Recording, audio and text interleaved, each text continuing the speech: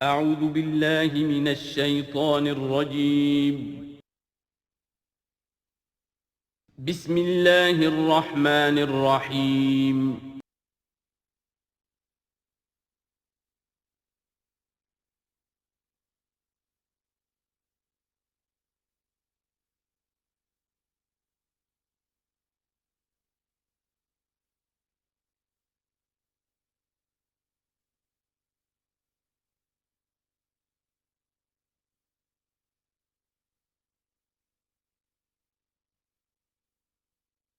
اعوذ باللہ من الشیطان الرجیم بسم اللہ الرحمن الرحیم الم تر ان اللہ یسبح له من فی السماوات والارض والطیر صافات کل قد علم صلاته وتسبیحہ واللہ علیم بما یفعلون صدق اللہ العظیم رب اشرح لی صدری ویسر لی امری واحلل عقدۃ من لسانی یفقہوا قولی۔ سورہ نور کا 5واں رکوع جو ہم پڑھ چکے ہیں اس کے بارے میں یہ بات نوٹ کر لیجئے کہ جس طرح سورہ بقرہ کے پہلے 2 رکوعوں میں 3 قسم کے انسانوں کی تفصیل بیان ہوئی، وہاں وہ بنیادی طور پر ایک دعوت اور تحریک کے رد عمل میں جو لوگ مختلف شکلیں صورت اختیار کرتے ہیں، جو رد عمل مختلف شکلیں اختیار کرتا ہے، اس کے اعتبار سے ایک وہ جو مومنین صادقین ہیں، وہ ہر چہ بعد آباد جب اس دعوت کو قبول کرتے ہیں تو اس کیفیت کے ساتھ کہ اب جو ہو سو ہو۔ ایک وہ لوگ ہیں کہ جو کسی ضد کی وجہ سے، تعصب کی وجہ سے، ہردرمی کی وجہ سے، کسی تکبر کی وجہ سے، حسد کی وجہ سے اس کے انکار پر کمر کس لیتے ہیں، اور وہ لوگ جو ہیں کسی صورت بھی ماننے والے نہیں ہوتے۔ ایک بین کچھ مانتے ہیں کچھ نہیں مانتے، کچھ چلتے ہیں پھر ٹھٹک کر کھڑے رہ جاتے ہیں، آسانی ہو تو کوئی 2-4 قدم چل لیے، کوئی مشکل وقت آیا تو پھر اوندھے منہ گر گئے۔ اسی کی ایک تمثیل سورہ حج میں آ چکی ہے، وَمِنَ النَّاسِ مَن يَعْبُدُ اللَّهَ عَلَى حَرْفٍ فَإِنْ أَصَابَهُ خَيْرٌ اطْمَأَنَّ بِهِ وَإِنْ أَصَابَتْهُ فِتْنَةٌ انقلب عَلَى وَجْهِهِ خَسِرَ الدُّنْيَا وَالْآخِرَةَ۔ اسی طرح یہاں اس رکوع میں بھی 3 قسم کے انسانوں کا تذکرہ ہے، لیکن یہ ایک مختلف اعتبار سے ہے۔ ایک وہ لوگ ہیں کہ جن کے دلوں میں حقیقی ایمان پیدا ہوا، ان کی فطرتیں بھی نیک تھیں، صالح تھیں، سلیم تھیں، اور پھر وہ وحی آسمانی سے بھی صحیح طور پر مستفیض ہوئے، ان کا باطن جگمگا اٹھا اور ان کے دلوں میں نیکی حقیقی معنی میں پیدا ہو گئی، اور اس کے لیے جو ایک نقشہ ہے ان کے سیرت و کردار کا وہ بھی کھینچ دیا گیا۔ ایک وہ لوگ ہیں کہ جن کے اندر سرے سے دنیا پرستی اور دنیا ہی کی شہوات اور خواہشات اور لذات، اس کے سوا کسی شے کا کوئی گزر ہی نہیں، وہ بالکل اس کے برعکس ہے۔ پہلے نور علی نور اور دوسرے ظلمات بعضها فوق بعض۔ کوئی جھوٹ موٹ کی نیکی بھی نہیں، کوئی ملمے کی نیکی بھی نہیں، ان کا مال ہے تو صرف اپنی ہی عیاشیوں کے لیے ہی، اپنے ہی جو بھی ان کے تعیش ہے اسی میں خرچ ہو رہا ہے۔ لہذا یہ وہ لوگ ہیں کہ وہ ایمان سے بھی محروم اور کسی جھوٹ موٹ کی نیکی سے بھی ان کے ہاں کسی نور کا سرے سے گزر ہی نہیں۔ ظلمات بعضها فوق بعض، اور اس کے لیے تمثیل دی گئی ہے کہ گہرے سمندر کے اندر جو اندھیرا ہوتا ہے، ایبسلیوٹ ڈارکنس، کہ رات بھی ہے، اوپر بادل بھی ہے، اور جو ہے موج پر موج چڑھی ہوئی ہے، تو ایبسلیوٹ ڈارکنس۔ ایک فرینچ امیر البحر تھا جو اسی آیت کو پڑھ کر ایمان لے آیا تھا، اس کی ساری عمر گزری تھی سمندروں کے اندر، اور وہ جانتا تھا کس قسم کی ڈارکنس ہوتی ہے وہاں۔ اس نے کہا کہ پتہ کیا کہ کیا محمد نے صلی اللہ علیہ وسلم کبھی بحری سفر کیے تھے؟ جب اسے معلوم ہوا کہ انہوں نے کبھی بحری سفر کیا ہی نہیں، تو اس نے کہا کہ پھر یہ ثابت ہو گیا کہ یہ اللہ کا کلام ہے، ورنہ یہ تشبیہ جو ہے کوئی شخص اس کو وہ تو دے سکتا ہے کہ جس نے بحری سمندر کیے ہوں اور جس سے اندازہ ہو، اور وہ سمندر کے اندر کبھی اس نے غوطے بھی لگائے ہوں، اور وہ ایبسلیوٹ ڈارکنس کا کانسیپٹ۔ بہرحال یہ دوسری انتہا۔ بیچ میں وہ لوگ ہیں، بین ہیں، کچھ نیکیاں بھی کرتے ہیں، حقیقی ایمان سے محروم ہیں، نہ اللہ پر نہ یوم آخر پر ان کا پختہ ایمان نہیں ہے، لیکن یہ کہ اپنے ضمیر کو مطمئن کرنے کے لیے کچھ نہ کچھ، یا دنیا میں کوئی نام کمانے کے لیے یا کوئی اور شہرت حاصل کرنے کے لیے وہ کچھ نیکیاں کرتے ہیں، تو ان کی نیکیوں کی مثال سراب کسی ہے۔ الم تر ان اللہ یسبح له من فی السماوات والارض، کیا تم دیکھتے نہیں ہو کہ اللہ کی تسبیح کرتی ہے وہ سب چیزیں، وہ سب وہ کرتے ہیں وہ سب جو آسمانوں میں ہے اور جو زمین میں ہے، اور نہ صرف آسمانوں اور زمین میں بلکہ ان دونوں کے مابین جو السماء میں جو ہے وَالطَّيْرُ صَافَّاتٍ، اور یہ جو پرندے ہیں جو اپنے پروں کو پھیلائے ہوئے ہیں یہ بھی اللہ کی تسبیح کر رہے ہیں۔ کُلٌّ قَدْ عَلِمَ صَلَاتَهُ وَتَسْبِيحَهُ، ہر ایک کے علم میں ہے، ہر ایک نے جان لی ہے اپنی نماز، اپنی صلاۃ اور اپنی تسبیح۔ یہ وہی بات ہے جو سورہ بنی اسرائیل میں آ چکی ہے، وَإِن مِّن شَيْءٍ إِلَّا يُسَبِّحُ بِحَمْدِهِ وَلَٰكِن لَّا تَفْقَهُونَ تَسْبِيحَهُمْ، کوئی شے نہیں ہے اس کائنات میں جو اللہ کی تسبیح و تحمید نہ کر رہی ہو، لیکن تمہیں اس کا شعور نہیں ہو سکتا۔ وَاللَّهُ عَلِيمٌ بِمَا يَفْعَلُونَ، اور جو کچھ وہ کرتے ہیں اللہ کے علم میں ہے۔ وَلِلَّهِ مُلْكُ السَّمَاوَاتِ وَالْأَرْضِ، اور اللہ ہی کے لیے ہے آسمانوں اور زمین کی بادشاہی۔ وَإِلَى اللَّهِ الْمَصِيرُ، اور اللہ ہی کی طرف لوٹ جانا ہے۔ الم تر ان اللہ یسجی سحابا، کیا تم دیکھتے نہیں ہو کہ اللہ تعالیٰ ہانک کر لاتا ہے بادلوں کو؟ کہاں سے ہوائیں لے کر چل رہی ہیں بادلوں کو؟ کہیں تو بے آف بنگال سے وہ اٹھی ہیں مانسون کی ہوائیں، اور کہاں تک پہنچ جاتی ہیں؟ پاکستان تک۔ ان اللہ یسجی سحابا ثم یؤلف بینہ، پھر ان بادلوں کو آپس میں جوڑ دیتا ہے۔ ثم یجعلہ رکاما، پھر ان کو تہہ بر تہہ کر دیتا ہے۔ اب یہ تہہ بر تہہ کا معاملہ جو ہے، دیکھیے ہوائی سفر جس نے کیا ہے اسے اس کا تجربہ ہوتا ہے۔ جب جہاز چڑھتا ہے تب بھی وہ جب بادلوں کے اندر سے گزرتا ہے تو صاف نظر آتا ہے ایک تہہ، اس کے بعد پھر خلا ہے، پھر ایک اور تہہ، پھر خلا ہے، پھر ایک اور تہہ، اترتے ہوئے بھی اسی طریقے سے تہہ بر تہہ بادل۔ رکامن فتر الودق یخرج من خلالہ، تو تم دیکھتے ہو کہ بارش برستا ہے ان دونوں، ان کے بین سے، ان کے بیچ سے برستی ہے بارش، پانی برستا ہے۔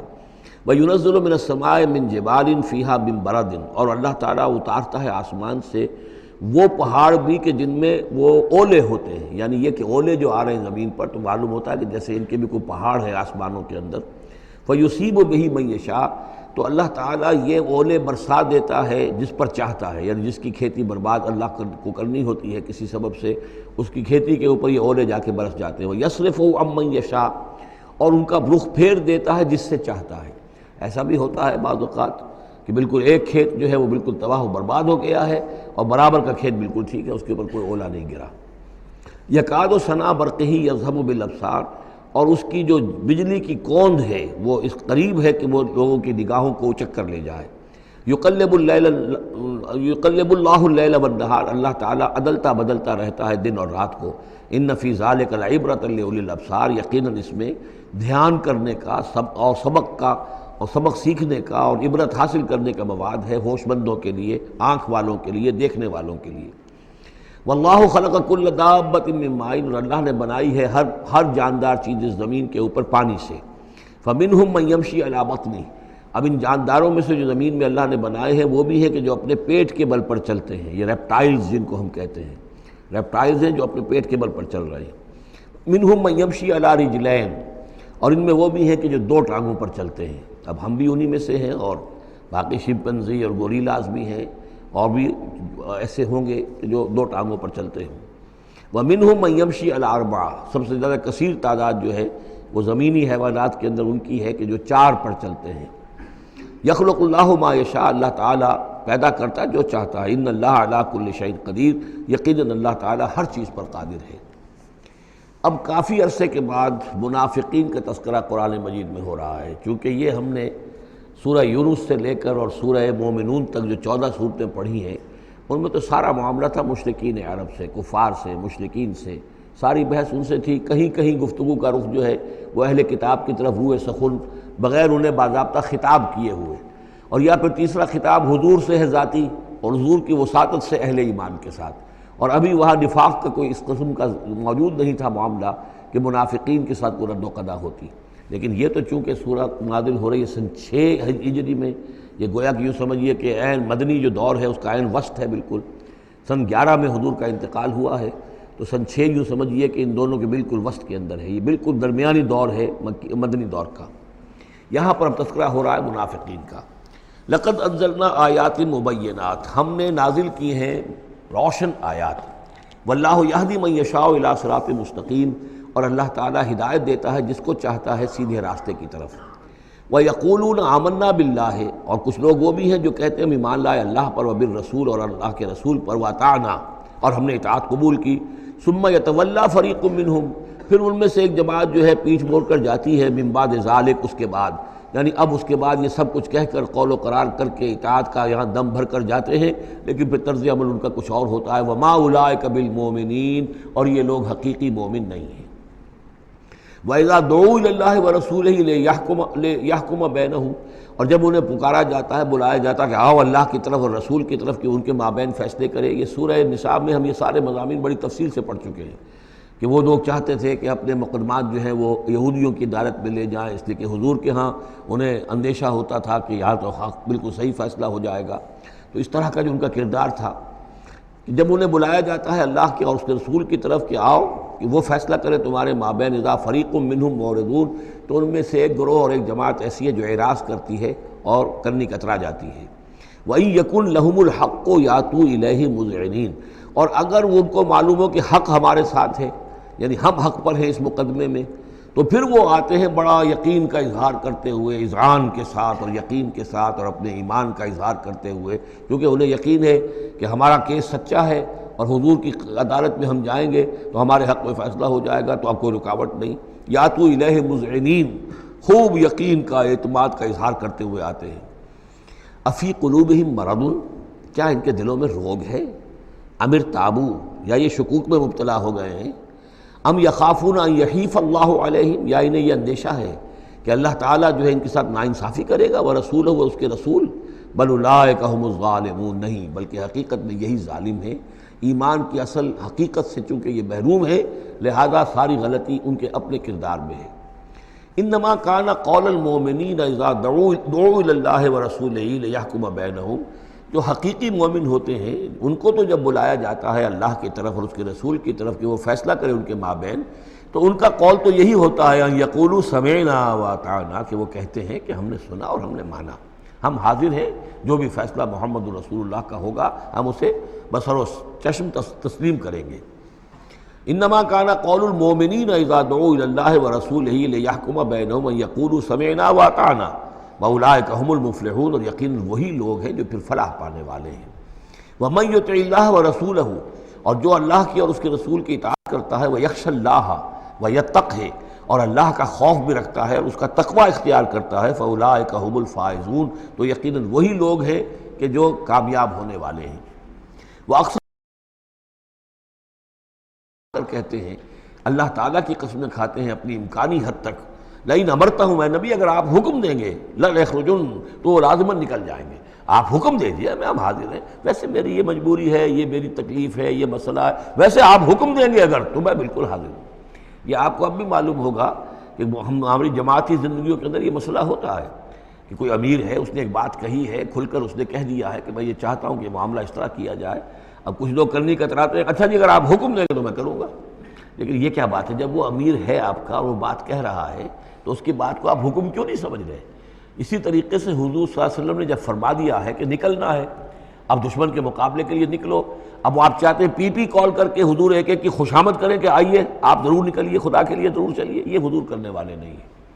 وَأَقْسَمُوا بِاللَّهِ جَهْدَ أَيْمَانِهِمْ، اور یہ اللہ کی قسمیں کھا کھا کر کہتے ہیں اپنی امکانی حد تک، لئن امرتہم، اے نبی آپ کا حکم ہوگا تو میں حاضر ہوں، لَيَخْرُجُنَّ، ہم ضرور نکلیں گے۔ قُلْ لَا تُقْسِمُوا، اے نبی ان سے کہیے تم قسمیں مت کھاؤ،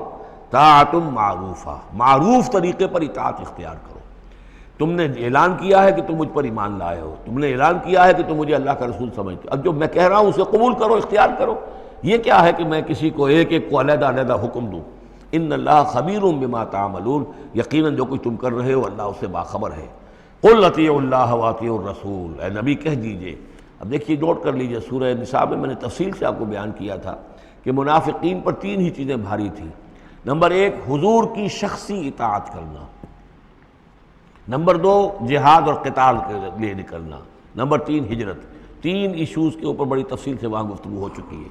یہاں اطاعت رسول کو جو ہے، جو پہلا مضمون تھا سورہ نساء میں، اسی کو زیادہ موقت کیا جا رہا ہے۔ قل اطیعوا اللہ واطیعوا الرسول، کہیے ان سے اطاعت کرو، اللہ کی اطاعت کرو، اس کے رسول کی صلی اللہ علیہ وسلم۔ فإن تولوا، پھر اگر یہ پیٹھ موڑ لے، اگر تم منہ پھیرو گے، اگر منہ موڑ لو گے، فإنما علیہ ما حمل، تو سن لو ہمارے نبی پر ذمہ داری ہے اس کام کی جو ہم نے ان پر ڈالا ہے۔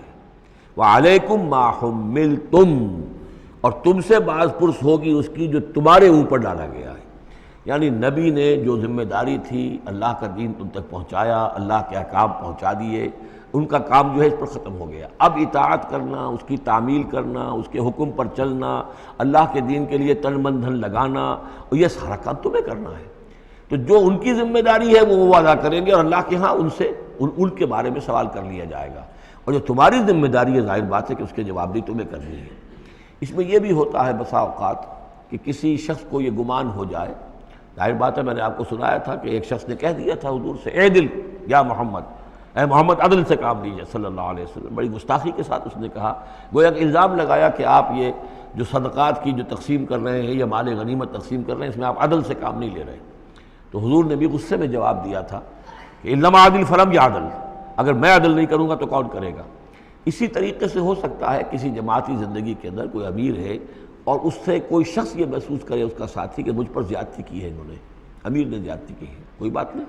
امیر نے زیادتی کی ہے تو امیر اس کی جواب دہی اللہ کے ہاں کر لے گا، اللہ تعالیٰ کے ہاں جواب دہی ہو جائے گی، اور اگر ہو سکتا ہے اس کے کچھ جو بھی نیکیاں ہے وہ تمہارے حساب میں اللہ تعالیٰ درج کر دے، لینا دینا وہاں ہو جائے گا، ڈیبٹ کریڈٹ ہو جائے گا۔ لیکن اس کا مطلب یہ ہو کہ ناراض ہو کر بیٹھ رہا ہو کہ اب اپنی ذمہ داریاں ادا نہیں ہو رہی، تو پھر تو جواب دہی تمہاری ہو جائے گی اللہ کے ہاں، ایکسپلیشن کال تمہاری ہو جائے گی کہ ناراض ہو کر بیٹھ رہے ہیں کیونکہ انہوں نے میرے ساتھ یہ کیا ہے، لہذا میں بس اب کام کچھ نہیں کروں گا۔ یہ تو گویا کہ ایک منفی طرز عمل ہے، تمہیں جواب دہی کرنی ہے اپنے فرائض کی، اپنی ذمہ داریوں کی۔ تو یہ جماعتی زندگی سے متعلق بعض بہت اہم ہیں جو مباحث اس سورہ مبارکہ میں آئے ہیں، اور ان میں سے بعض ہمارا جو منتخب نصاب نمبر 2 ہے جو اس سورہ مبارکہ کی آخری آیات ہیں، وہ اس کے ایک درس کی حیثیت سے اس میں شامل ہیں۔ جو جماعتی زندگی جو ہے، جب ایک جماعت بنانی پڑے گی، اگر دین کا کام کرنا ہے تو اکیلے اکیلے تو نہیں ہو سکتا، جماعت کا نظم ہو، ایک ڈسپلن ہو، ایک حزب اللہ وجود میں آئے، جو سورہ مائدہ میں ہم دیکھ آئے ہیں، فَإِنَّ حِزْبَ اللَّهِ هُمُ الْغَالِبُونَ، غلبہ جو ہے تو وہ حزب اللہ کو اللہ تعالیٰ دیتا ہے، ید اللہ علی الجماعہ، جماعت کے اوپر اللہ کا ہاتھ ہے، جماعت کی کو اللہ کی نصرت اور تائید حاصل ہوتی ہے۔ اس جماعتی زندگی کے بعد ایسے نفسیاتی معاملات ہوتے ہیں، اور اس کے اندر بعض ایسے حساس مسائل ہوتے ہیں کہ جن کے بارے میں بڑی عمدہ رہنمائی دی گئی ہے مختلف مقامات پر، ان پر ہم نے پھر مرتب کیا ہے منتخب نصاب، مطالعہ قرآن حکیم کا منتخب نصاب نمبر 2۔ قل اطیعوا اللہ واطیعوا الرسول، ان پر جو ذمہ ہے وہ ان کی اپنی ذمہ داری کا، اور جو تمہارے اوپر جو بوجھ ہے، جو تمہاری مسئولیت ہے، وہ تمہاری ذمہ داری کی۔ وَإِن تُطِيعُوهُ تَهْتَدُوا، اور جان لو یہ اللہ کے رسول ہیں، اگر تم ان کی اطاعت پر کاربند رہو گے تبھی تم ہدایت یافتہ ہوگے۔ وَمَا عَلَى الرَّسُولِ إِلَّا الْبَلَاغُ الْمُبِينُ، اور ہمارے رسول پر سوائے صاف صاف پہنچا دینے کے اور کوئی ذمہ داری نہیں ہے۔ اب جو آیت آ رہی ہے یہ بھی طویل آیات میں سے اور عظیم ترین آیات میں سے آیت استخلاف، یہ خلافت کا جو اللہ تعالیٰ نے وعدہ کیا ہے اس امت سے۔ وعد اللہ الذین آمنوا منکم وعملوا الصالحات، اے مسلمانوں اللہ کا وعدہ ہے تم میں سے ان لوگوں کے ساتھ جو ایمان اور عمل صالح کی شرطیں پوری کر دیں گے۔ یہ نام کے مسلمان، نسلی مسلمان، جو اللہ کے حکم پر چلتے بھی نہ ہوں، اللہ کے احکام کے مطابق عمل نہ کرتے ہوں، دین کے لیے تن من دھن لگانے کو تیار نہ ہوں، ان سے یہ وعدہ نہیں ہے۔ وعدہ ہے حقیقی اہل ایمان، جو ایمان حقیقی کی شرط پوری کرے اور ایمان کے جو عملی تقاضے ہیں ان کو بھی بجا لائیں۔ وعد اللہ الذین آمنوا منکم وعملوا الصالحات لیستخلفنہم فی الارض، کہ وہ انہیں زمین میں خلافت عطا کرے گا، حکومت عطا کرے گا، غلبہ عطا کرے گا، کما استخلف الذین من قبلہم، جیسے کہ اس نے خلافت عطا کی تھی ان کو جو ان سے پہلے تھے، حضرت داؤد کو، حضرت طالوت کو، حضرت سلیمان کو جو خلافت دی گئی، بعد میں بھی مکابی حکومت قائم ہوئی ہے، اس میں بھی خلافت قائم ہوئی۔ تو یہ خلافت جیسے پہلے ہم نے دی تھی سابقہ امت مسلمہ کو، ایسے ہی اے امت محمد صلی اللہ علیہ وسلم تمہیں بھی خلافت دی جائے گی، بشرطے کہ ایمان اور عمل صالح کی یہ 2 شرطیں تم پوری کرو۔ اب یہ خلافت جو ہے اس کو 3 انداز میں یہاں بیان کیا گیا ہے۔ لَيَسْتَخْلِفَنَّهُمْ فِي الْأَرْضِ، انہیں لازماً خلافت دے گا زمین میں، حکومت دے گا، کما استخلف الذین من قبلہم، جیسے کہ خلافت دی تھی اور حکومت دی تھی ان کو کہ جو ان سے پہلے تھے۔ وَلَا يُمَكِّنَنَّ لَهُمْ دِينَهُمُ الَّذِي ارْتَضَىٰ لَهُمْ، اور ان کے اس دین کو زمین میں غلبہ عطا کرے گا، قوت عطا کرے گا، تمکن عطا کرے گا جو اللہ نے ان کے لیے پسند کر لیا ہے۔ ظاہر بات ہے مسلمانوں کی خلافت ہے تو اس کے معنی کیا ہے؟ اللہ کے دین کا غلبہ ہے، وہ تو بات تو ایک ہی ہے، اللہ کا دین غالب، اس کے کیا معنی ہے؟ مسلمانوں کی خلافت۔ تو چیز ایک ہی ہے، لیکن یہاں 3 الفاظ لا کر اس کی اہمیت کو نمایاں کیا جا رہا ہے 3 اعتبارات سے۔ وَلَا يُمَكِّنَنَّ لَهُمْ دِينَهُمُ الَّذِي ارْتَضَىٰ لَهُمْ، اب یہاں دیکھیے وہی لام مفتوح شروع میں فعل مضارع سے، اور اس کے بعد یہ نون مشدد، یہ سارے وعدے نہایت تاکیدی وعدے ہیں۔ لَيَسْتَخْلِفَنَّهُمْ فِي الْأَرْضِ كَمَا اسْتَخْلَفَ الَّذِينَ مِن قَبْلِهِمْ وَلَيُمَكِّنَنَّ لَهُمْ دِينَهُمُ الَّذِي ارْتَضَىٰ لَهُمْ۔ وہ اللہ نے دین کون سا ہے جو پسند کر لیا ہے؟ الْيَوْمَ أَكْمَلْتُ لَكُمْ دِينَكُمْ وَأَتْمَمْتُ عَلَيْكُمْ نِعْمَتِي وَرَضِيتُ لَكُمُ الْإِسْلَامَ دِينًا، یہ آیت ہم پڑھ چکے ہیں سورہ مائدہ میں۔ اور تیسری بات، وَلَيُبَدِّلَنَّهُم مِّن بَعْدِ خَوْفِهِمْ أَمْنًا، اللہ تعالیٰ ان کے خوف کی کیفیت جو ہے اس کو بدل دے گا امن کی کیفیت سے۔ ظاہر بات ہے جب تک کہ مسلمان کمزور تھے ان کے لیے خوف تھا، ابھی ادھر سے حملے کا اندیشہ ہے، ابھی ادھر سے حملے کا اندیشہ ہے، اب فلاں قبیلے کی طرف سے خبر آئی ہے کہ وہ فوجی تیاری کر رہا ہے، فوج کشی کرے گا۔ وہ خوف کی ایک کیفیت تھی جو ہر وقت طاری رہی ہے۔ ایمرجنسی کی کیفیت جو ہے مدینہ منورہ میں، یوں سمجھیے کہ پورے 5 برس ایمرجنسی رہی ہے، ہر وقت ہر آن اندیشہ ہوتا تھا، خبریں آ رہی ہیں اب ادھر سے کوئی قبیلہ حملہ کرنے والا ہے، اب یہ مکے میں کوئی ان کی ملاقاتیں ہوئی ہیں، کوئی سازش ہوئی ہے، ابھی کوئی خط چلا گیا ابو عامر راہب کا کوئی مشن ہے، یہ ساری خبریں آتی تھیں۔ لیکن یہ کہ اب اس کے بعد وہ وقت آ جائے گا کہ ان کا جو خوف کی کیفیت ہے بدل جائے گی امن سے۔ یعبدوننی لا یشرکون بی شیئا، میں یہاں اس کو سمجھتا ہوں مستقبل سے متعلق، جب ایسا ہو جائے گا تو پھر وہ میری بندگی کریں گے کہ اس میں کسی شے کی شرک جو ہے گوارا نہیں کریں گے۔ جب تک اللہ کی حکومت نہیں ہے تو ظاہر بات ہے کچھ نہ کچھ شرک تو ہو ہی رہا ہے۔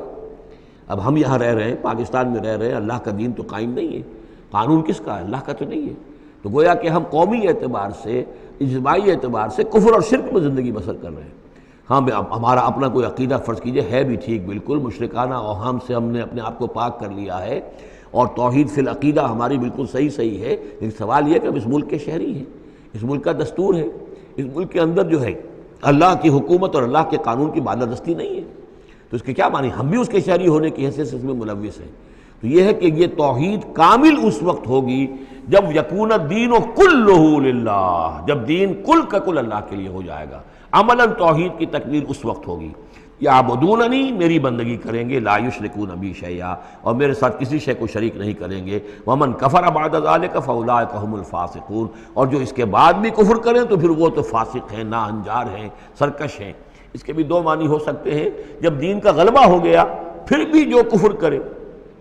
وہ تو معلوم ہوا کہ اس کے اندر خیر سرے سے ہے ہی نہیں۔ ایک یہ ہے کہ باطل کا غلبہ ہے، باطل کے غلبے میں کسی بندہ مومن کے لیے ایمان لانا مشکل ہے، ایمان پر قائم رہنا مشکل ہے، اسلام پر عمل کرنا مشکل ہے۔ لیکن جب دین غالب ہو گیا ہو تو اب تو ظاہر بات ہے کہ اب تو ساری رکاوٹیں دور ہو گئیں۔ اب تو ایک شخص کی کسی کی اپنی فطرت ہی میں کجی آ چکی ہے، کوئی پرورٹڈ نیچر کا شخص ہے تبھی وہ رہے گا کہ جو اسلام سے دور رہے۔ ومن کفر بعد ذلک فاولئک هم الفاسقون، اور میرے نزدیک اس کا ایک مفہوم یہ بھی ہے کہ ہمارے ان 3 پختہ وعدوں کے بعد بھی جو شخص کمر ہمت نہ کس لے اور اس کام کے لیے کھڑا نہ ہو جائے، گویا کہ وہ ہماری بات کا کفر کر رہا ہے، انکار کر رہا ہے، اسے ہمارے ان وعدوں پر یقین نہیں ہے۔ ومن کفر بعد ذلک فاولئک هم الفاسقون، تو وہ تو گویا کہ فاسق ہے اور سرکش ہے اور ناہنجار ہے۔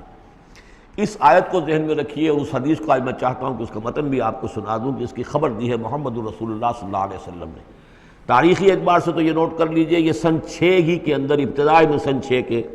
یہ آیت نازل ہوئی۔ سن 6 ہی میں صلح حدیبیہ ہو گئی، انا فتحنا لک فتحا مبینا، گویا کہ اس آیت کا جو مصداق ہے وہ ظاہر ہونا شروع ہو گیا۔ سن 7 میں غزوہ خیبر ہوا، اللہ نے بہت بڑا مال غنیمت مسلمانوں کو دیا۔ سن 8 میں مکہ فتح ہو گیا۔ سن 9 میں موپنگ اپ آپریشن ہو گیا، اعلان کر دیا گیا حج کے اندر کہ آئندہ سے یہاں کوئی مشرک نہیں آئے گا، اور اب تمہارے لیے اتنی مہلت ہے، کوئی معاہدہ قائم نہیں رہے گا، جو معاہدے ہیں میعادی ان کی میعاد ختم ہوتے ہی معاہدہ ختم، اور جن کی میعاد کوئی نہیں تھی ان کے لیے ہم 4 مہینے کی میعاد مقرر کر رہے ہیں کہ اس کے بعد کوئی معاہدہ کسی مشرک سے نہیں ہے، جب یہ مدت ختم ہو جائے گی قتل عام شروع ہو جائے گا۔ یہ تو اللہ تعالیٰ کی طرف سے جزیرہ نما عرب کے اندر دین کی تکمیل ہو گئی، خلافت قائم ہو گئی، اللہ کی حکومت قائم ہو گئی۔ جیسے حضرت داؤد خلیفہ تھے، یہاں حضرت محمد خلیفہ ہیں صلی اللہ علیہ وسلم، اس لیے کہ حاکم اب کون ہے؟ حضرت محمد صلی اللہ علیہ وسلم۔ اپنی زندگی میں تو حاکمیت جو بھی ہے آپ کے پاس ہے۔ اس کے بعد خلافت راشدہ میں پھر یہ خلافت کہاں سے کہاں پہنچی وہ آپ کو معلوم ہے، لیکن پھر ریورسل شروع ہو گیا۔ لیکن وہ حدیث میں آپ کو سنا رہا ہوں، حضرت نعمان ابن بشیر سے مروی ہے رضی اللہ تعالیٰ عنہ، اور مسند احمد ابن حنبل میں یہ روایت ہے کہ حضور نے یہ فرمایا صلی اللہ علیہ وسلم تکون النبوۃ فیکم ما شاء اللہ ان تکون، مسلمانوں تمہارے مابین نبوت موجود رہے گی جب تک اللہ چاہے گا کہ رہے، یعنی میں موجود رہوں گا بنفس نفیس تمہارے مابین جب تک اللہ چاہے گا۔ ثم یرفع اللہ اذا شاء یرفعها، پھر اللہ تعالیٰ اس کو اٹھا لے گا جب چاہے گا، نبوت کو اٹھا لے گا یعنی میرا انتقال ہو جائے گا، تو ایک دور جو ہے وہ ختم ہو جائے گا۔ فرمایا ثم تکون خلافۃ علی منہاج النبوۃ، پھر خلافت ہوگی نبوت کے نقش قدم پر، نبوت ہی کے طریقے پر، ٹھیک وہی نظام جو محمد عربی صلی اللہ علیہ وسلم نے قائم کیا تھا، بعین ہی ایک بال کے فرق کے بغیر وہ نظام جو کا تو قائم رہے گا، خلافت علی منہاج النبوۃ۔ فتکون ما شاء اللہ وان تکون، یہ بھی رہے گا جب تک اللہ چاہے گا یہ دور۔ ثم یرفع اللہ اذا شاء یرفع، پھر اس دور کو بھی اللہ اٹھا لے گا جب اللہ چاہے گا۔ ثم تکون ملکا عاضا، پھر ملوکیت کا دور آئے گا،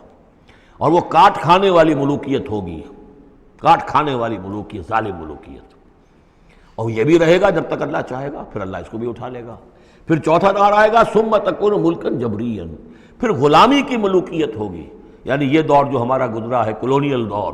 پہلے یہ کہ ملوک تھے، بادشاہ تھے، چاہے وہ بنو عباس میں تھے یا بنو امیہ میں سے تھے یا یہ کہ ترک تھے، مسلمان تو تھے، کلمہ گو تو تھے، ان میں کوئی نہ اچھا بھی ہوتا تھا، بہت اچھے لوگ بھی تھے، برے لوگ بھی تھے، لیکن مسلمان تو تھے، کلمہ گو تو تھے۔ لیکن چوتھا دور آیا کہ کہیں ہم انگریزوں کے غلام ہو گئے، کہیں ہم ولندیزیوں کے غلام ہو گئے، کہیں ہم فرانسیسیوں کے غلام ہو گئے، کولونیل پاورز۔ تو ہماری تو ملکہ معظمہ جو ہے ملکہ وکٹوریہ تھی، 1857 سے تو ہم ان کی رعایا بن گئے تھے، اس سے پہلے تو جو بھی تھی بہرحال ایسٹ انڈیا کمپنی جو تھی، لیکن یہ کہ بعد میں تو ہم براہ راست تاج برطانیہ کے غلام تھے۔ یہ چوتھا دور ہے جو تقریباً یوں سمجھیے کہ ابھی نصف میں پہنچا ہے، اس اعتبار سے کہ اگرچہ براہ راست وہ جو حکومتوں کا جو ہے جو یہاں پر تھا، جو بساط بچھی ہوئی تھی وہ لپیٹ دی گئی ہے، لیکن ابھی مالیاتی اعتبار سے ریموٹ کنٹرول سے وہی قوتیں ہیں کہ جو آج بھی کنٹرول کر رہی ہیں ہمیں، یہ ریموٹ کنٹرول ہے۔ ابھی یہ چوتھا دور ختم نہیں ہوا ہے، پہلے یہ براہ راست آکوپیشن اور اپنی حکومتیں اپنی فوجیں لا کر، اب یہ ہے کہ اس کے بغیر بائی پراکسی، چاہے ہمارے ہی آدمی بیٹھے ہوئے ہیں، لیکن اصل میں سارا جو ہے یہ مالیاتی جو ہے استعمار ہے، ایک نیا عالمی استعمار ہے۔ لیکن یہ استعمار جو ہے اس طرح کا کولونیل رول نہیں ہے کہ انگریز موجود ہیں، اس کی فوج موجود ہے، یا فرانسیسی فوج موجود ہے، یا اطالوی فوج موجود ہے، بلکہ یہ تو IMF اور ورلڈ بینک کا نظام ہے اس کے تحت، اور ملٹی نیشنل کمپنیوں کی۔ لیکن جو چوتھی جو خوشخبری کی بات ہے وہ یہ ہے کہ حضور نے فرمایا بالآخر یہ چوتھا دور بھی ختم ہو جائے گا، اور خوشخبری یہ ہے کہ ثم تکون خلافۃ علی منہاج النبوۃ، پھر دور آئے گا خلافت علی منہاج النبوۃ کا۔ ثم سکت رسول اللہ صلی اللہ، اس کے بعد حضور خاموش رہے، اس لیے کہ اس کے بعد پھر دنیا کے خاتمے کا معاملہ ہے۔ وہ خاتمے کے بارے میں عرض کر چکا ہوں، ایک طویل عرصے تک تو پوری دنیا میں وہ خلافت علی منہاج النبوۃ رہے گی، گلوبل، اس لیے کہ حضور نے یہ بتا دیا ہے کہ اب جب یہ خلافت علی منہاج النبوۃ کا نظام آئے گا تو کل روئے ارضی پر ہوگا۔ مسلم شریف میں روایت ہے، یہ حضرت ثوبان حضور کے ایک آزاد شدہ غلام تھے، جیسے کہ حضرت زید ابن حارثہ بھی حضور کے غلام تھے، آپ نے آزاد کر دیا تھا، اسی طرح حضرت ثوبان بھی ہے، مولا، ان ثوبان مولا رسول اللہ صلی اللہ علیہ وسلم۔ اس میں روایت کیا ہے، حضور نے فرمایا ان اللہ زوالی الارض، اللہ نے میرے لیے ساری زمین کو لپیٹ دیا یا سکیڑ دیا، فرائے تو مشارقہا و مغاربہا، تو میں نے سارے مشرق دیکھ لیے زمین کے، سارے مغرب دیکھ لیے۔ وَإِنَّ أُمَّتِي سَيَبْلُغُ مُلْكُهَا مَا زُوِّيَ لِي مِنْهَا، اور میری امت کی حکومت ان تمام علاقوں پر قائم ہو کر رہے گی جو اس طرح زمین کو سکیڑ کر یا لپیٹ کر مجھے دکھا دیے گئے۔ اور یہ روایت صحیح مسلم کی ہے۔ اسی طرح کی ایک اور حدیث ہے حضرت مقداد بن الاسود سے رضی اللہ تعالی عنہ کہ اس روئے ارضی پر کوئی گھر اور کوئی خیمہ نہیں بچے گا، یعنی سیٹلڈ جو علاقے ہیں جہاں گھر ہیں، شہر ہیں، گھر بنے ہوئے ہیں، مکان بنے ہوئے ہیں، یا نومیڈک ٹرائبز جہاں بھی ہیں کہ وہ اپنے خیمے لے کے ادھر سے ادھر جاتے رہتے ہیں، نہ کوئی گھر بچے گا نہ خیمہ جس میں اللہ کا دین داخل نہ ہو جائے۔ بعز عزیز اور ذل ذلیل، یا تو یہ کہ گھر اور خیمے والا اسلام قبول کرے گا، اسلام اس کے گھر میں داخل ہوگا، اس کا بھی اعزاز ہوگا، اور یا وہ گھر والا اسلام قبول نہیں کرے گا لیکن اسلام کی بالادستی جو ہے تسلیم کرنی پڑے گی۔ یؤتوا الجزیۃ عن ید وہم صاغرون، یہ جو ہم پڑھ آئے ہیں سورہ توبہ کے اندر، تو گویا کہ اس کے گھر میں بھی اسلام تو آ گیا لیکن وہ بدبخت جو ہے اسلام کی نعمت سے اور اس کے اعزاز سے محروم رہا۔ یہ ہے وہ خبر کہ جو ہے صحیح احادیث ہیں، اور یہ منطقی طور پر بھی سمجھ لیجئے کہ قرآن مجید میں یہ بات واضح کر دی گئی کہ حضور کو بھیجا گیا غلبہ دین کے لیے، 3 دفعہ فرمایا۔ سورہ توبہ میں ہم پڑھ چکے ہیں، 2 مرتبہ آگے اور آنا ہے، هو الذی ارسل رسولہ بالہدی ودین الحق لیظہرہ علی الدین کلہ، اور 5 مرتبہ فرمایا کہ حضور کو بھیجا گیا پوری نوع انسانی کے لیے۔ اس کی سب سے نمایاں اور سب سے جو لوگوں کے اندر عام طور پر معروف آیت ہے وہ یہ ہے وَمَا أَرْسَلْنَاكَ إِلَّا كَافَّةً لِلنَّاسِ بَشِيرًا وَنَذِيرًا۔ ویسے ہم پڑھ آئے سورہ انبیاء میں وَمَا أَرْسَلْنَاكَ إِلَّا رَحْمَةً لِلْعَالَمِينَ، اس کا بھی مفہوم یہی ہے، تمام جہان والوں کے لیے ہم نے بھیجا ہے آپ کو رحمت بنا کر، اور ہم نے نہیں بھیجا ہے محمد آپ کو مگر پوری دنیا کے لیے، پوری نوع انسانی کے لیے بشیر اور نذیر بنا کر۔ ان دونوں کو جوڑیں تو اس کا منطقی نتیجہ بھی یہ ہے کہ حضور کی بعثت کا مقصد مکمل ہوگا ہی اس وقت جبکہ کل عالم انسانیت پر دین حق غالب ہو جائے، اور یہ ہو کر لینا ہے۔ وَمَنْ كَفَرَ بَعْدَ ذَلِكَ فَأُولَٰئِكَ هُمُ الْفَاسِقُونَ وَأَقِیمُوا الصَّلَاةَ وَآتُوا الزَّکَاةَ، اور نماز قائم کرو اور زکوٰۃ ادا کرو، وَأَطِیعُوا الرَّسُولَ لَعَلَّکُمْ تُرْحَمُونَ، رسول کی اطاعت کرو تاکہ تم پر رحم کیا جائے۔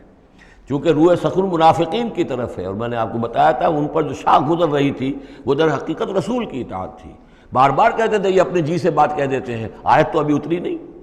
ابھی کوئی آیت تو آئی نہیں، قرآن میں تو ابھی یہ حکم آیا نہیں۔ یہ معاملہ جو ہے ان کو شاخ گزر رہا تھا حضور کی اطاعت۔ وَأَقِیمُوا الصَّلَاةَ وَآتُوا الزَّکَاةَ، اور نماز قائم کرو اور زکوٰۃ ادا کرو، وَأَطِیعُوا الرَّسُولَ لَعَلَّکُمْ تُرْحَمُونَ، اور اللہ رسول کی اطاعت کرو تاکہ تم پر رحم کیا جائے۔ لَا تَحْسَبَنَّ الَّذِينَ كَفَرُوا مُعْجِزِينَ فِي الْأَرْضِ، یہ کافر یہ نہ سمجھیں کہ وہ اللہ کو تھکا دیں گے یا ہرا دیں گے اس زمین میں، وَمَأْوَاهُمُ النَّارُ، ان کا ٹھکانہ آگ ہے، وَلَبِئْسَ الْمَصِيرُ، اور بہت برا ٹھکانہ ہے۔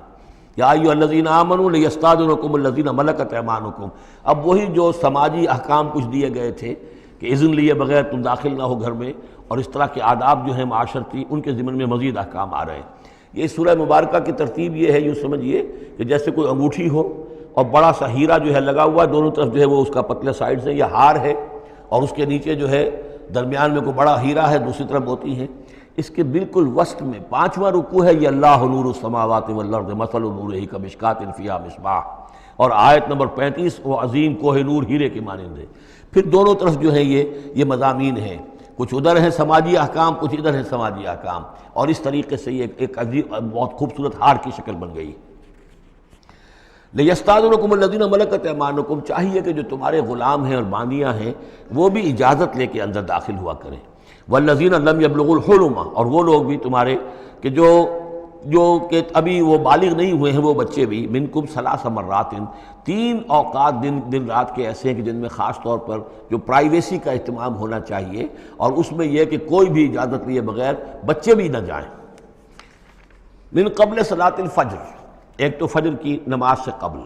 وحین تضعون ثیابکم من الظہیرۃ، اور جو تم ظہر کے وقت ظہیرہ جس کو کہتے ہیں، اپنے کپڑے ذرا اتار کے سستاتے ہو، قیلولہ کرتے ہو، ہلکے کپڑوں کے اندر انسان لیٹتا ہے۔ ومن بعد صلاۃ العشاء، اور نماز عشاء کے بعد۔ 3 عورات لکم، یہ 3 اوقات تمہارے پردے کے اوقات ہیں، یہ تمہاری خاص پرائیویسی کے اوقات ہیں۔ لیس علیکم ولا علیہم جناح بعدہن، ان کے علاوہ عام حالات میں کوئی حرج نہیں ہے، بعدہن کہ وہ یعنی وہی تمہارے ملازم ہیں، تمہارے غلام ہیں یا باندیاں ہیں، یا اسی طریقے سے تمہارے بچے ہیں، طوافون علیکم بعضکم علی بعض، وہ آئیں جائیں گھروں کے اندر، ظاہر بات ہے کہ اس کمرے میں آئے ہیں، اس میں گئے ہیں، اس میں کوئی حرج نہیں ہے کہ وہ آئیں جائیں اور پھریں۔ کذالک یبین اللہ لکم الآیات، اسی طرح اللہ تعالیٰ تمہارے لیے اپنی آیات واضح کر رہا ہے، واللہ علیم حکیم، اور اللہ تعالیٰ علیم اور حکیم ہے۔ وَإِذَا بَلَغَ الْأَطْفَالُ مِنْكُمُ الْحُلُمَ،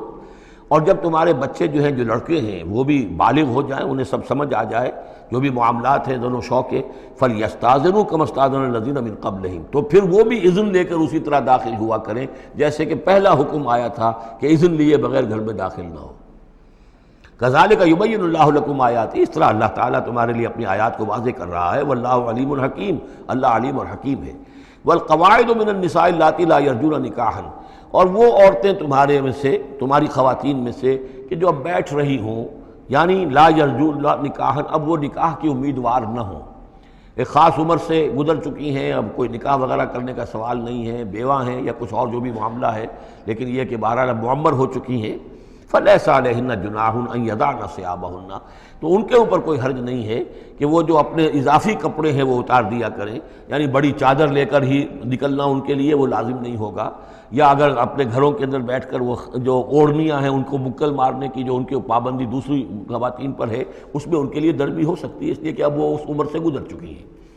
والقواعد من النساء اللاتي لا يرجون نکاحا فليس عليهن جناح ان يضعن ثيابهن غیر متبرجات بزینہ، لیکن ان کی نیت یہ نہ ہو کہ وہ اپنی زینت کو وہ ظاہر کریں اور لوگوں کی نگاہوں میں لائیں، نیت کا معاملہ جو ہے وہ دوسرا ہے۔ وَأَن يَسْتَعْفِفْنَ خَيْرٌ لَهُنَّ، اور اگر وہ اس معاملے میں احتیاط ہی کریں تو بہتر ہے، اس رعایت سے فائدہ نہ اٹھائیں تو بہتر ہے، اس لیے کہ شیطان جو ہے وہ ہر وقت طاق میں لگا رہتا ہے، نہ معلوم کس وقت کس کے دل میں کیا خیال پیدا کر دے۔ واللہ سمیع علیم، اور اللہ سب کچھ سننے والا اور جاننے والا ہے۔ لیس علی الاعمی حرج، اب چونکہ یہ جو احکام دیے جا رہے تھے تو اس معاشرے کے اندر ایسا بھی تھا کہ کسی خاندان کے ساتھ کچھ لوگ جو ہیں بیچارے، کوئی لنگڑا ہے، کوئی اندھا ہے، اپنے برادری کا ہے، اپنی رشتہ داروں میں سے، وہ بھی گھر میں رہ رہا ہے، وہ اپنی کوئی آزاد جو معاش اور آزاد جو ہے کوئی معاشرتی حیثیت کا اہل نہیں ہے، تو اب ان کے لیے کیا ہوگا؟ کیا یہ ساری پابندیاں جو ہیں اسی طریقے سے ان کے اوپر بھی پوری طریقے سے عائد کی جائیں گی؟ تو ان کے ضمن میں کہا جا رہا ہے کہ وہ اگر تمہارے گھروں میں رہیں تو کوئی حرج نہیں ہے۔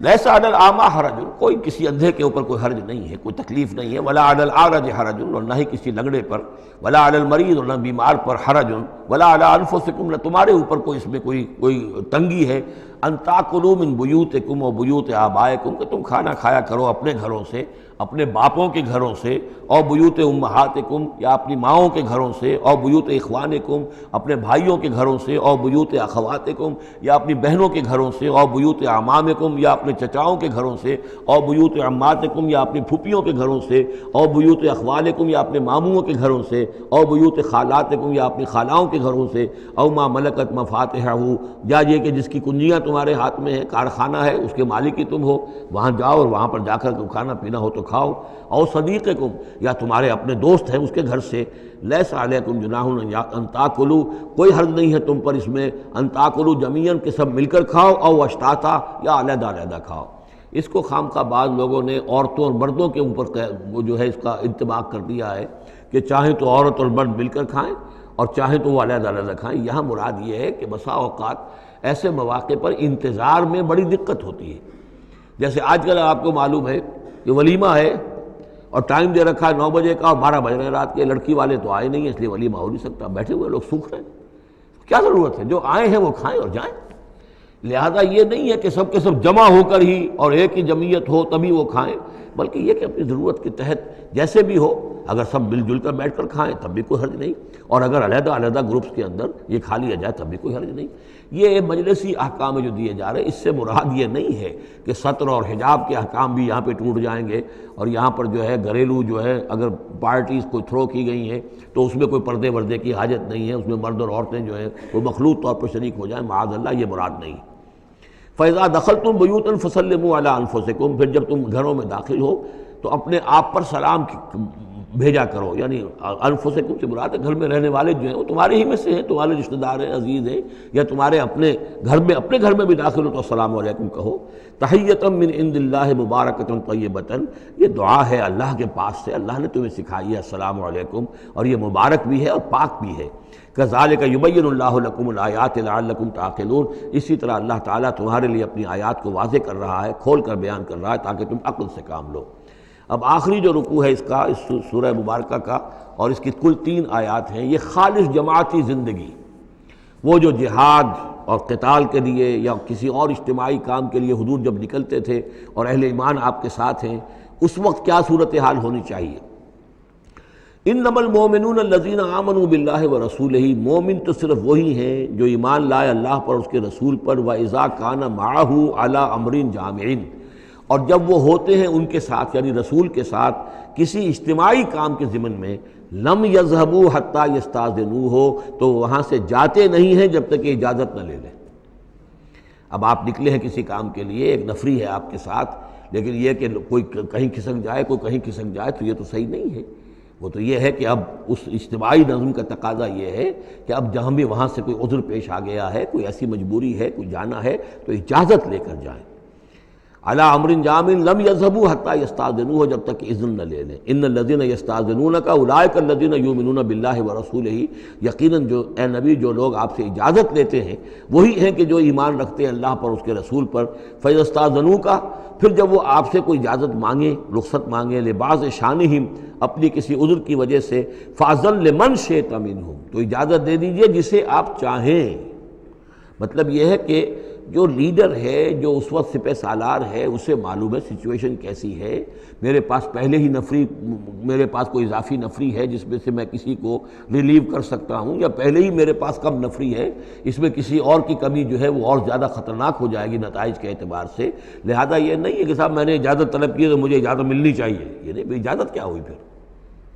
یہ تو وہی ہے جو تھانے داروں کسی معافی مانگتی ہے، اچھا میں نے تو کچھ نہیں کیا لیکن اگر آپ سمجھتے ہیں کہ میں نے کچھ کیا تو میں معافی مانگتا ہوں۔ تو یہ تو در حقیقت الٹی دھونس ہے کہ آپ بڑے کمینے آدمی ہیں، میں نے تو کچھ کیا نہیں تھا پھر بھی آپ سمجھ رہے ہیں کہ میں نے کچھ کیا ہے، تو میں اتنا اونچا ہوں کہ پھر میں معافی مانگتا ہوں۔ تو یہ در حقیقت وہ انداز نہیں،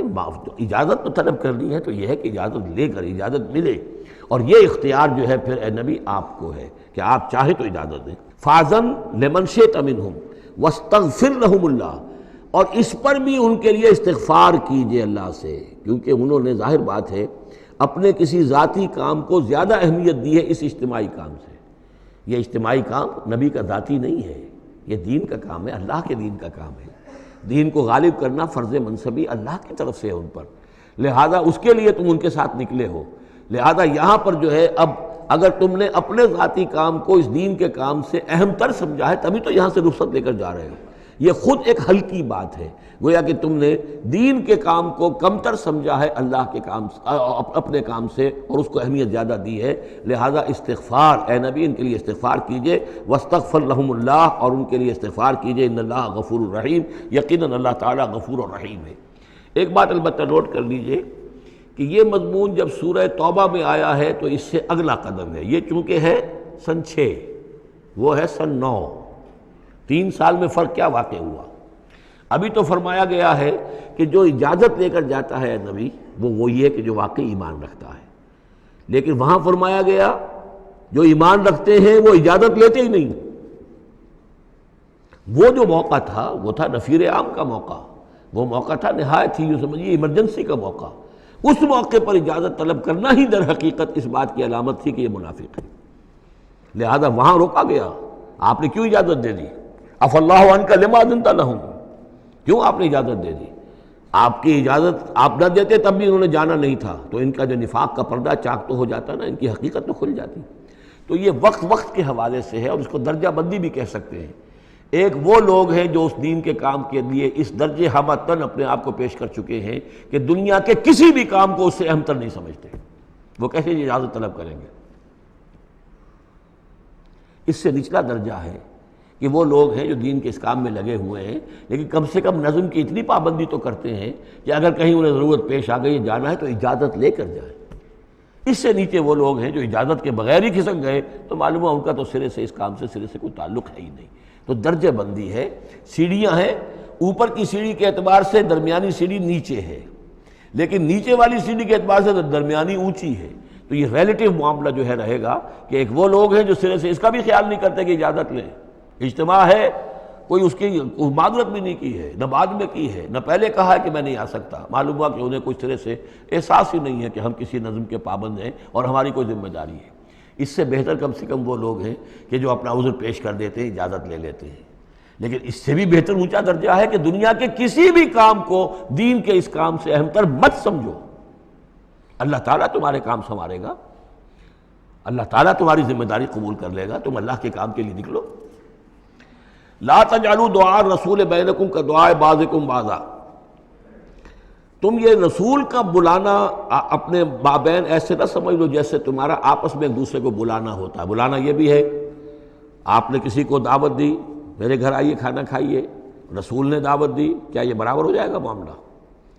لیکن ایک بلانا یہ ہے کہ رسول پکار رہا ہے تمہیں کہ آؤ اللہ کی راہ میں چلو میرے ساتھ، ایک یہ کہ کوئی عام آدمی آپ کو کہہ رہا بھائی میرا ایک کام ہے، ذرا میرے اس کام کے لیے تھوڑی دیر کے لیے آ جائیے، کچھ مجھے چاہیے، مدد چاہیے۔ تو زمین و آسمان کا فرق ہو گیا۔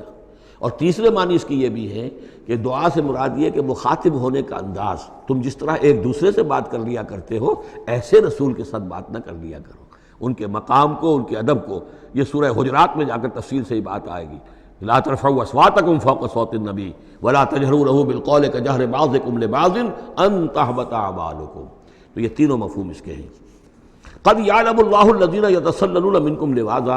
اللہ کو خوب معلوم ہے تم میں سے وہ لوگ جو اوٹ لے کر کھسک جاتے ہیں، یعنی کہیں نکلے تو ہیں، درج ہو گیا کہ یہ بھی جانے والوں میں ہے، کہیں دیکھا کہ کوئی دیکھ نہیں رہا کھسک گئے، یا اجتماع ہے بیٹھے ہوئے ہیں وہیں پر اب بات آئی ہے کہ اب ایک مہم درپیش ہے،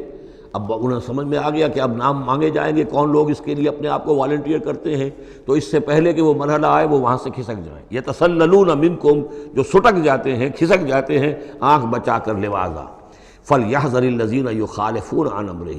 تو انہیں ڈرنا چاہیے کہ جو رسول کے معاملے میں، رسول کے بات کی مخالفت کرتے ہیں، ان تصیبہم فتنۃ، کہ ان پر کوئی عذاب اللہ کی طرف سے آ جائے، کوئی پکڑ آ جائے، کوئی بہت بڑی آزمائش آ جائے، اور یصیبہم عذاب علیم، یا ان کے اوپر کوئی بہت بڑا دردناک عذاب آ جائے۔ الا ان للہ ما فی السماوات والارض، آگاہ ہو جاؤ، یقیناً اللہ ہی کے لیے ہے جو بھی کچھ ہے تمام آسمانوں میں اور جو بھی کچھ ہے زمین میں۔ قد یعلم ما انتم علیہ، اللہ خوب جانتا ہے کہ تم کس مقام پر کھڑے ہو، تمہاری حیثیت کیا ہے، حقیقت کیا ہے، ایمان کتنا ہے، کتنے پانی میں ہو، تمہارے اعمال کیسے ہیں، ما انتم علیہ، جس حال میں تم ہو اللہ خوب جانتا ہے۔ وَيَوْمَ يُرْجَعُونَ إِلَيْهِ، اور جس دن کہ وہ لوٹائے جائیں گے اللہ کی طرف، فَيُنَبِّئُهُم بِمَا عَمِلُوا، تو اللہ تعالیٰ ان کو جتلا دے گا جو کچھ کے عمل انہوں نے کیے ہوں گے۔ واللہ بکل شیء علیم، اور اللہ ہر چیز کا علم رکھنے والا ہے۔ یہاں تیسرا گروپ جو ہے مکی اور مدنی صورتوں کا وہ ختم ہو گیا۔ مکی صورتیں 14، مدنی صرف ایک، سورہ نور۔ اب یہ چوتھا گروپ شروع ہو رہا ہے، اور اس میں 8 صورتیں جو ہیں وہ مکی آئیں گی، جن میں سے 4 الف لام میم سے شروع ہوں گی، سورہ عنکبوت اور سورہ روم، سورہ لقمان، سورہ سجدہ، اور 4 جو ہیں یہ مختلف، ایک تو بغیر کسی حروف مقطعات کی ہے، یہ سورۃ الفرقان، یہ پہلی ہے، اور پھر 3 جو ہیں ان کے اندر مختلف جو ہیں آئیں گے حروف مقطعات۔ یہاں سے وہ گروپ اب شروع ہو رہے ہیں کہ جن کا مرکزی مضمون توحید ہے، اس لیے کہ اگرچہ ویسے یہ چوتھا گروپ شروع ہو رہا ہے، لیکن چونکہ مکی صورتوں کا تو یہ تیسرا ہی گروپ ہے۔ مکی پہلی صورت، پہلے گروپ کے اندر صرف سورہ فاتحہ ہے، وہ ویسے بھی مکی مدنی کی تقسیم سے بلند تر ہے، تو گویا کہ 2 جو پہلے گروپ آئے، جن میں سے پہلے میں صرف 2 مکی صورتیں تھیں، الانعام، الاعراف، دوسرے میں یہ 14 سورہ یونس سے لے کر مومنون تک، بلکہ ہاں مکی صورتیں۔ اب یہ تیسرا گروپ ہے سورۃ الفرقان سے لے کر اور سورہ سجدہ تک، یہ 8 صورتیں ہیں۔ اس کے بعد مدنی صورت آئے گی سورہ احزاب، اور سورہ احزاب مانوی اعتبار سے جوڑا ہے سورہ نور کا۔ بسم اللہ الرحمن الرحیم، تبارک الذی نزل الفرقان علی عبدہ لیکون للعالمین نذیرا، بڑی بابرکت ہے وہ ہستی جس نے کہ الفرقان نازل فرمایا اپنے بندے پر۔ یہ تیسری صورت ہے کہ جس کے مطلع میں پہلی آیت میں حضور کا جو تذکرہ ہے وہ عبد کی نسبت سے ہے۔ سورہ بنی اسرائیل، سبحان الذی اسریٰ بعبدہ لیلا من المسجد الحرام الی المسجد الاقصی۔ سورہ کہف، الحمد للہ الذی انزل علی عبدہ الکتاب، اور یہاں پر اب یہ تیسری صورت ہے تبارک الذی نزل الفرقان علی عبدہ لیکون للعالمین نذیرا، تاکہ ہو جائیں تمام جہان والوں کے لیے خبردار۔ اس قرآن کے ذریعے سے محمد الرسول اللہ کی رسالت ہے جو تا قیام قیامت جاری رہے گی۔ جس کو بھی قرآن پہنچ گیا، حضور کا انذار پہنچ گیا، وہ آیت یاد کر لیجئے سورہ انعام میں آئی تھی، قل اوحی الی ھذا القرآن لانذرکم بہ ومن بلغ، جس کو بھی قرآن پہنچ جائے، اب آگے پہنچانا امت کا کام ہے۔ الذی لہ ملک السماوات والارض، وہ کہ جس کے لیے ہے بادشاہی آسمانوں اور زمین کی، ولم یتخذ ولدا، یہ بہت یعنی مشابہ ہے سورہ بنی اسرائیل کی آخری آیت سے، اس نے کسی کو اپنی اولاد نہیں بنایا، ولم یکن لہ شریک فی الملک، اور نہ ہی اس کا کوئی ساجی ہے حکومت میں، حکومت کے اختیارات میں، حاکمیت میں، وخلق کل شیء، اور اسی نے ہر شے کو پیدا کیا، وہ خالق ہے تنہا، باقی سب مخلوق ہیں، فقدرہ تقدیرا، اور ہر شے کی پھر اس نے ایک اندازہ مقرر کر دیا ہے، ہر شے کے لیے ایک اندازہ ہے۔ واتخذوا من دونہ آلہۃ، اور انہوں نے اختیار کر لیے ہیں اس کے سوا ایسے آلہہ، ایسے ایسے دیوی اور دیوتا لا یخلقون شیئا وہم یخلقون، جو کسی بھی شے کی تخلیق نہیں کرتے بلکہ وہ تو خود مخلوق ہیں، ولا یملکون لانفسہم ضرا ولا نفعا، اور نہ انہیں اختیار خود اپنے بارے میں کسی برائی کا یا بھلائی کا ہے، نہ کسی اچھائی کا اور نہ کسی برائی کا، ولا یملکون موتا ولا حیاتا ولا نشورا، نہ انہیں اختیار ہے موت کا، نہ اختیار ہے جینے کا، نہ اختیار ہے جی اٹھنے کا۔ وقال الذین کفروا ان ھذا الا افک افتراہ، اور کہا ان کافروں نے، یا یہ کافر کہتے ہیں کہ یہ کچھ نہیں ہے، یہ قرآن جو ہے یہ گھڑ لیا ہے اس کو اس محمد نے صلی اللہ علیہ وسلم، ان ھذا نہیں ہے یہ الا افک افتراہ ہو، بلکہ ایک افک ہے، گھڑی ہوئی شے ہے جس کو کہ گھڑ لیا ہے اس نے، وعانہ علیہ قوم آخرون، اور اس میں مدد کی ہے اس کی کچھ اور لوگوں نے۔ یعنی محمد کو یہ ساری معلومات تو نہیں ہو سکتی تھی، لیکن یہ کہ کچھ اور لوگ ہیں، کوئی نہ کوئی اس نے بنا رکھا ہے، کوئی پینل ہے کہ جو ان کو یہ ساری مدد دے رہا ہے اس تصنیف کے اندر، اس کتاب کی۔ قومن آخرون فقط جاؤ ظلما و زورا، تو انہوں نے بڑی ہی ظلم پر اور بڑی جھوٹ کے اوپر کمر کس لی ہے، انہوں نے اتنی ایسی بڑی باتیں جو کہی ہیں، یہ گویا کہ بہت بڑا جھوٹ ہے اور بہت بڑا افتراء ہے۔ وقالوا اساطیر الاولین، وہ کہتے ہیں کیا ہے یہ پرانے قصے ہیں، پرانی باتیں ہیں، اکتتبھا، یہ انہوں نے لکھوا لیے ہیں کسی اور سے۔ اکتتبھا، کتب یکتب لکھنا، اکتتاب باب افتعال ہوگا، کسی سے کچھ لکھوا لینا، اکتتبھا، انہوں نے لکھوا لی ہیں چیزیں، فہی تملا علیہ بکرۃ واصیلا، اور یہ ان کو پھر ڈکٹیٹ کرائی جاتی ہیں، املا کرائی جاتی ہیں صبح شام۔ صبح شام کوئی آتا ہے، کوئی شخص ان کو بتاتا ہے، وہ پھر یہ یاد کر لیتے ہیں، اور صبح شام جو کچھ آتا ہے اس کو پھر آ کے ہمیں سناتے ہیں، دھونس جماتے ہیں کہ وہی آئی ہے۔ قل انزلہ الذی یعلم السر فی السماوات والارض، کہہ دیجئے اسے نازل کیا ہے اس ہستی نے جو جانتا ہے ہر چھپی ہوئی شے کو آسمانوں کی اور زمین کی، انہ کان غفورا رحیما، یقیناً وہ بخشنے والا اور رحیم ہے۔ وقالوا ما لہذا الرسول، اور وہ کہتے ہیں یہ کیسا رسول ہے، کیا ہوا اس رسول کو، کہتا ہے کہ میں رسول ہوں، یاکل الطعام، لیکن کھانا کھاتا ہے، ویمشی فی الاسواق، اور بازاروں میں چلتا پھرتا ہے۔ کہیں کوئی چیز آپ خریدتے بھی ہوں گے اپنے گھر کے معاملات کے اندر، یا اس سے پہلے تو آپ کاروبار بھی کیا کرتے تھے، یہ بازاروں میں ہماری طرح چلتا پھرتا ہے، کھانا اس کو کھانے کی حاجت ہوتی ہے، یہ کیسے رسول ہو گیا؟ لولا انزل الیہ ملک، کیوں نہیں کوئی بھیجا گیا ان کی طرح کوئی فرشتہ ہوتا، اڑتا ہوا پروں کے ساتھ وہ نیچے آتا ان کے پاس اور وہ کہتا یہ اللہ کے رسول ہیں۔ فیکون معہ ظہیرا نذیرا، اور وہ ان کے ساتھ ہوتا، آگے آگے چلتا ان کے، ہٹو بچو جیسے چلتے ہیں، یہ اللہ کے رسول آ رہے ہیں، اور وہ خبردار کرتا ہے لوگوں کو ان کے ساتھ مل کر۔ اور یلقا الیہ کنز، یہ وہی باتیں جو سورہ بنی اسرائیل میں آ چکی ہیں، یا ان کو دے دیا گیا ہوتا، ان پر ڈال دیا گیا ہوتا، آسمان سے گر پڑتا ان پر ایک خزانہ، او تکون لک جنت یاکل منہا، یا پھر ان کے لیے ایک باغ بنا دیا جاتا ہے یہاں اس مکے کی سرزمین میں، وادی غیر ذی زرع میں، جس سے یہ بفراغت کھاتے اطمینان سے، ان میں سے میوے ان کو ملتے۔ وقال الظالمون ان تتبعون الا رجلا مسحورا، اور کہا ان ظالموں نے کہ تم لوگ نہیں پیروی کر رہے ہو، نہیں ان کی باتوں پر دھیان دے رہے ہو، ان لوگ کہ جو ہیں صرف ایک سحر زدہ شخص ہے، ان پر تو کچھ جادو ہو گیا ہے،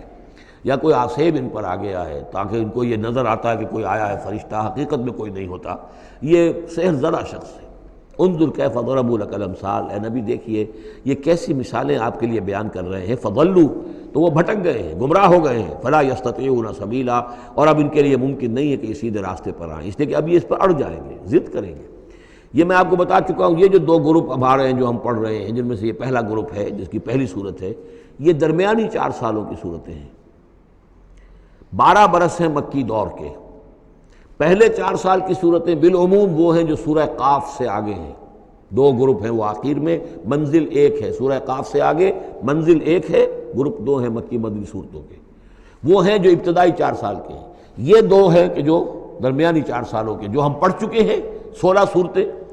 2 انعام و اعراف اور 14 سورہ یونس سے لے کر مومنون تک، یہ ہے آخری 4 سالوں کی، تو یہ درمیانی 4 سال ہیں۔ تبارک الذی ان شاء جعل لک خیرا من ذلک، بڑی بابرکت ہے وہ ہستی ہے نبی، اگر وہ چاہے تو جو چیزیں یہ کہہ رہے ہیں اس سے کہیں زیادہ بہتر چیزیں آپ کے لیے ابھی فراہم کر دی جائیں۔ یہ تو بڑا زور لگا لگا کر کچھ چیزیں کہہ رہے ہیں، ہم ان سے کہیں زیادہ بہتر چیزیں آنے واحد میں آپ کے لیے پیدا کر سکتے ہیں۔ تبارک الذی ان شاء جعل لک خیرا من ذلک جنات تجری من تحتها الانہار، ایسے باغات، ایک باغ نہیں، باغات کے سلسلے پیدا کر دیں جن کے نیچے نہریں بہتی ہوں گی، ویجعل لک قصورا، اور آپ کے لیے ایک نہیں کئی قصر، کئی محل ہم تعمیر فرما دیں۔ لیکن یہ کہ بل کذبوا بالساعۃ، اصل میں یہ انکاری ہے آخرت کے، یہ انکاری ہے قیامت کے، یہ انکاری ہے بعث بعد الموت کے۔ وَأَعْتَدْنَا لِمَنْ كَذَّبَ بِالسَّاعَةِ سَعِيرًا، اور جنہوں نے قیامت کا انکار کیا ہے، بعث بعد الموت کا انکار کیا، ان کے لیے ہم نے ایک جہنم کا، آگ کا عذاب تیار کر رکھا ہے۔ اذا رأتهم من مکان بعید، جب وہ جہنم دیکھے گی ان کو کہ یہ میرے شکار آ رہے ہیں، اب یہ آ رہے ہیں کہ جن کو میرے اندر جھونکا جائے گا، دور سے وہ دیکھے گی کہ آ رہے ہیں، سمعوا لها تغیظا وزفیرا، تو وہ سنیں گے اس کی آواز کہ جیسے بھوکا شیر داڑ رہا ہو، جھجلائے گی اور چلائے گی کہ جلد از جلد انہیں میرے اندر جھونک دیا جائے۔ وَإِذَا أُلْقُوا مِنْهَا مَكَانًا ضَيِّقًا، اور جب وہ پھینک دیے جائیں گے اس میں ایک بڑے تنگ مکان میں، تنگ جگہ میں، مقرنین، اور وہ زنجیروں میں جکڑے ہوئے ہوں گے، دعوا هُنَالِكَ ثُبُورًا، اس وقت پھر وہ موت کی دعا کریں گے، ہائے موت آ جائے کسی طرح، ہم نسیہ منسیہ کر دیے جائیں، ہمارا یہ زندگی کا سلسلہ جو ہے شعور ختم ہو جائے۔ لَا تَدْعُوا الْيَوْمَ ثُبُورًا وَاحِدًا، تب کہا جائے گا اب آج ایک موت نہ مانگو، وَادْعُوا ثُبُورًا كَثِيرًا، بہت سی موتیں مانگو۔ اب موت آئے گی نہیں، مانگتے رہو موت، لیکن یہ ہے کہ اب تمہاری یہ زندگی جو ہے تاکہ تمہیں یہ جلن مسلسل رہے، یہ عذاب جو ہے اس کی تخفیف میں، اس کے اندر کوئی شدت میں تخفیف نہ ہو، لہذا موت آ کے تمہیں چھٹکارا نہیں دلائے گی۔ قل اذالک خیر ام جنت الخلد التی وعد المتقون، کہیے کہ کیا یہ انجام بہتر ہے یا وہ باغ، وہ جنت، رہنے کی جنت جو جس کا وعدہ کیا گیا ہے متقی بندوں سے، کانت لہم جزاء و مصیرا، اور وہ ان کے لیے ہوگی بدلہ اور ان کے لوٹ جانے کی جگہ۔ لہم فیہا ما یشاؤون خالدین، ان لوگوں کے لیے وہاں ہر وہ شے ہوگی جو وہ چاہیں گے، اور اس میں رہیں گے ہمیشہ ہمیشہ۔ کان علی ربک وعدا مسئولا، اور یہ تو وعدہ ہے تیرے رب کا جس کے لیے وہ ذمہ دار ہے۔ اب یاد کیجئے وہ دعا جو سورہ آل عمران کے آخر میں آئی تھی، ربنا وآتنا ما وعدتنا علی رسلک ولا تخزنا یوم القیامہ، پروردگار جو تو نے وعدے اپنے رسولوں کے ذریعے سے ہم سے کیے تھے ان کو پورا فرما۔ اللہ تعالیٰ اپنے وعدوں سے پھرے گا نہیں، اللہ تعالیٰ ان وعدوں کو پورا کرے گا، اور وہ اس کو سمجھتا ہے کہ یہ میری ذمہ داری ہے کہ میں اپنے وعدے پورے کروں۔ وَيَوْمَ يَحْشُرُهُمْ، اور جس دن کہ وہ ان سب کو جمع کرے گا، وَمَا يَعْبُدُونَ مِن دُونِ اللَّهِ، اور جن کو یہ پوجتے تھے اللہ کے سوا، فَيَقُولُ أَأَنْتُمْ أَضْلَلْتُمْ عِبَادِي هَؤُلَاءِ، وہ جمع کر لیں گے ان فرشتوں کو بھی جن کو نام کے اوپر بت بنا لیے گئے، یا اولیاء اللہ کی ارواح آ جائیں گی، یا انبیاء ہوں گے، حضرت عیسیٰ ہوں گے، یا اور بھی جس کو بھی یہ جس کے ساتھ یہ گستاخی اور ظلم کیا گیا ہو، اللہ ان سب کو جمع کرے گا اور پوچھے گا أَأَنْتُمْ أَضْلَلْتُمْ عِبَادِي هَؤُلَاءِ، کیا آپ لوگوں نے میرے ان بندوں کو گمراہ کیا تھا؟ ام ہم ضلوا السبیل، یا وہ خود ہی گمراہ ہو گئے تھے، سیدھے راستے سے بھٹک گئے تھے۔ قالوا سبحانک ما کان ینبغی لنا ان نتخذ من دونک من اولیاء، وہ کہیں گے اللہ تو پاک ہے اس سے، اور یہ تو ہمارے لیے تو یہ سرے سے ممکن ہی نہیں، ہمارے لیے یہ کسی طرح روا ہی نہیں تھا کہ ہم تیرے سوا کسی کو اپنے ولی بنا لیں، ہم نے ان لوگوں کو ولی قرار نہیں بنایا۔ ولیکن متعتہم وآباءہم، یعنی یہ کہ جیسے ولایت باہمی ہے، اللہ اہل ایمان کا ولی اور مومن اللہ کے ولی، اللہ ولی الذین آمنوا یخرجہم من الظلمات الی النور، اور اللہ الا ان اولیاء اللہ لا خوف علیہم ولا ھم یحزنون۔ تو یہی رشتہ ہونا چاہیے تھا ان معبودوں کے ساتھ اگر وہ برحق ہوتے، کہ وہ اس کے ولی ہوتے اور وہ ان کے ولی ہوتے، لیکن فرمایا کہ یہ ہو ہی نہیں سکتا کہ ہم ان سے کوئی رشتہ استوار کرتے۔ ما کان لنا ما کان ینبغی لنا ان نتخذ من دونک من اولیاء ولکن متعتہم وآباءہم، لیکن اے اللہ آپ نے ان کو سامان دیا، ساز و سامان انہیں اور ان کے آباء و اجداد کو، اور ان کو فراوانی دی، دولت دی، حیثیت دی، حتیٰ نسوا ذکر، یہاں تک کہ وہ ذکر کو بھول گئے، یاد دہانی کو بھول گئے، ہدایت کو بھول گئے جو ان کو دی گئی تھی۔